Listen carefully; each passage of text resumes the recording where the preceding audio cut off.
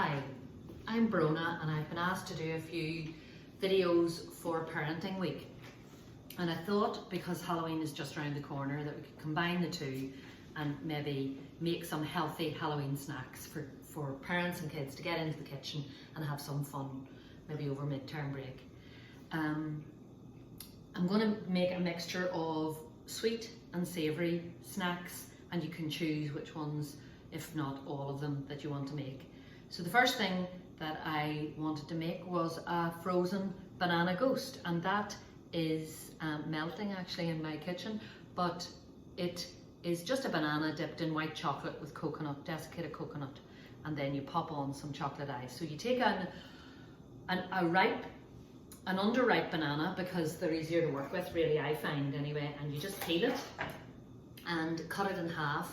And when you've got it in half, cut it in half, you will have melted some white chocolate in a pot of warm water, or you can do it in short bursts in your microwave. Cut the banana in half, paint some white chocolate onto the banana. I think if you paint it, you use less of the white chocolate, so it goes a bit further for you. And then this is just to make it taste better, of course, but also to make the desiccated coconut stick to the banana. And they become like little ice lollies really when they're frozen in the freezer. It's a bit messy, but sure, wee ones love to get their fingers dirty, and the messier the better. So we roll our little banana in the desiccated coconut here, and then we can pop on some, it just hasn't stuck at the top there, we can pop on some, just get my hands cleaned.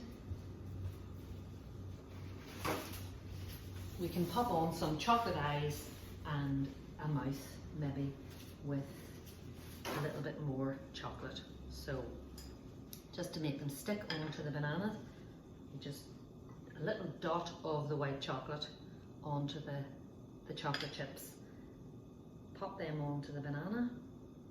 It's fiddly, but it would be easy for little kids' fingers to do this, easier than my fingers, and they'll have some fun doing it. You might even get them eating the bananas before you've got them made, and there you have your banana ghost, which you'll put onto a plate or a baking tray with maybe a little bit of greaseproof paper to stop them sticking, and just freeze them in your freezer for 15 minutes, half an hour. If you had some lolly sticks, you could put them into the base of the banana, which would make it more like a lolly for younger kids and less messy for them. Yes, so that's the first treat. The second thing I thought we could do was take some mandarin oranges, just peel them, cut little slithers of celery stick. So just cut little slithers of the celery stick, cut off the end, and pop that into the top of a peeled mandarin orange, and it makes it look a little bit like an orange pumpkin, which I think they're quite cute. So you just pop them in the top, and you'll get kids eating little mandarin oranges as well as the bananas. So it's all a bit healthier than the normal sweet stuff. And the final sweet treat that we're going to make are these little, I hope you can see it in the camera, these little false teeth apples, which are just slithers of apple. I just took an apple, I cut it into quarters, took a quarter and cut it again into slithers, and I'm going to spread some peanut butter along both edges of your apple slithers to make your teeth stick. I'd managed to get some mini marshmallows for teeth, but if you can't get them, just some sunflower seeds will do equally as well. They're not as sweet, but they look the part. Oops, just fell there a little. So you get some of your mini marshmallows and pop them along, stand them up along the edge, the curved edge of your apple, and they will look like teeth. And then pop the lid, the other half of your apple on top, so that it looks like a mouth with false teeth. I think they're cute, kids would love those. So that's the sweet treats really that I thought we could do.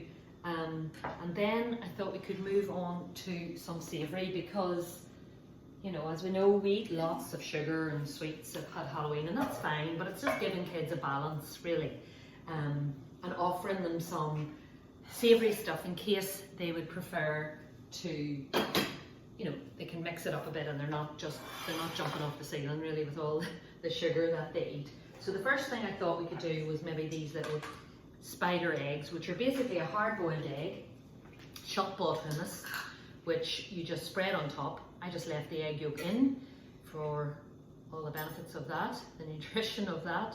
Pop on top a little bit of hummus, then cut an olive in half, just a black olive, looks best, cut it in half, pop that in the centre, and then take the other half and cut it into little slithers, which you can put around the outside as the legs of the spider.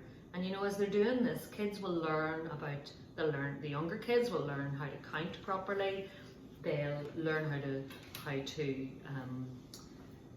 maybe how many legs a spider has, you know, things like that. They'll be learning without you even knowing that they're learning. So it's all great for kids. And those are little mini hard-boiled eggs with spiders on top. These are just little eyeballs. I meant to look like eyeballs. So I took some cherry tomatoes. I'll just get my cherry tomatoes to show you how I assembled those.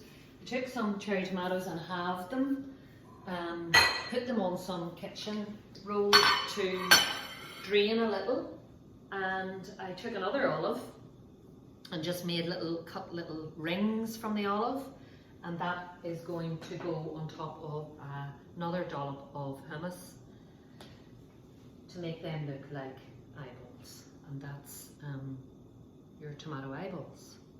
You could use pesto as well there. I think it would look equally as good as hummus if kids prefer that.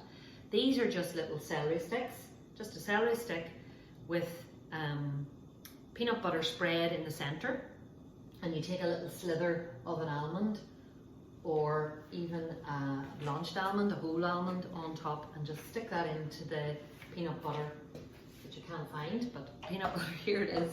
Just fill that with peanut butter, which you could do equally as well with almond butter, but any butter, any almond or tahini or whatever you fancy using, and then put a little slither of almond, or get a good nail here,